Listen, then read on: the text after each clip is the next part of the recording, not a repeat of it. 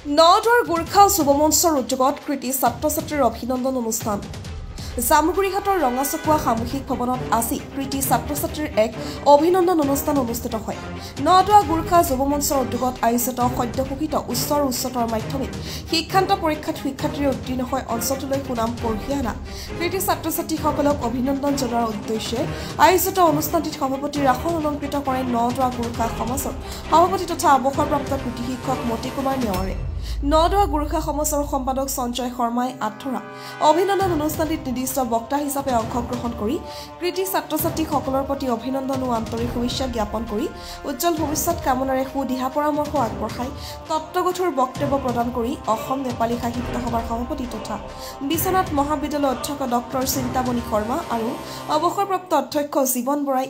গাম্ভীৰ্যপূৰ্ণ অনুষ্ঠানটিৰ মুখ্য অতিথি হিচাপে অংশগ্ৰহণ কৰি দিয়া ভাষণ প্ৰসংগত ছাত্ৰ ছাত্ৰী আমাৰ দেশৰ ভৱিষ্যত সুনাগৰিক বুলি অভিহিত কৰি উচ্চতৰ মাধ্যমিক শিক্ষান্ত পৰীক্ষাত সফলতাৰে উত্তীৰ্ণ হয় সমষ্টিবাসীলৈ গৌৰৱ কঢ়িয়াই অনা 500 গৰাকী কৃতি ছাত্ৰ ছাত্ৰীক গোৰ্খা টুপি গামোচা আৰু মানপত্ৰ প্ৰদান কৰাৰ লগতে একোটাকৈ গছপুলি উপহাৰ দি উষ্ম অভিনন্দন জ্ঞাপন কৰে নগাঁও সমষ্টি বিধায়ক পদ্ম হাজৰিকাই। বিশিষ্ট অতিথি হিচাপে অংশগ্ৰহণ কৰে নগাঁও গোৰ্খা সাংস্কৃতিক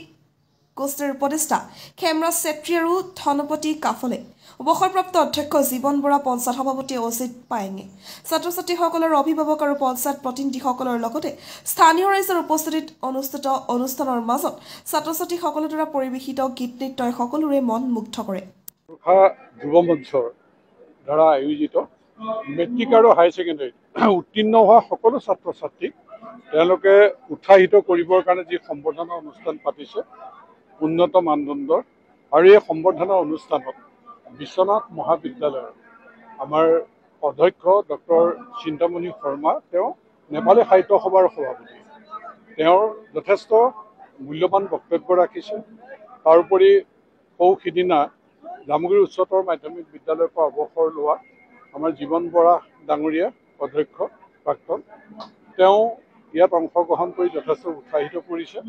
আৰু মই বিশেষকৈ উদ্যোক্তাসকলক, আমাৰ গোৰ্খা যুৱ মঞ্চৰ লগতে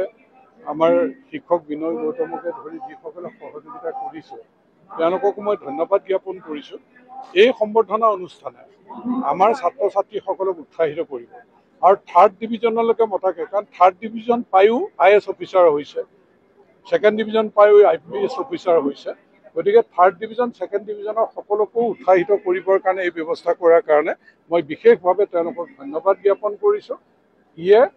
এক শলাগ ল'বলগীয়া আমাৰ অঞ্চলত অনুষ্ঠান হৈছে আৰু ইয়ে আমাৰ ছাত্ৰ ছাত্ৰীসকলক উৎসাহিত কৰিব। মোৰ শুভেচ্ছা থাকিল।